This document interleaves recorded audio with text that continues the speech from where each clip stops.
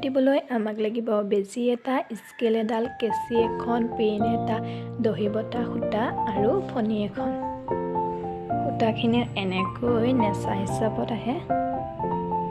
এইটো ইয়াত এনেকৈ এইটো ৰছীডাল খুলি দিব। এইফালেও আছে, এটা ৰছী খুলি পেলাই সমানে সমানে সূতাখিনি ভাগ কৰি ল'ব। এনেকৈ কাটি ল'ব। সূতাখিনি য'ত লাগি নাযাবৰ কাৰণে এনেকৈ আপোনালোকে এনেকৈ এটা গাঁঠি দি ৰাখিব।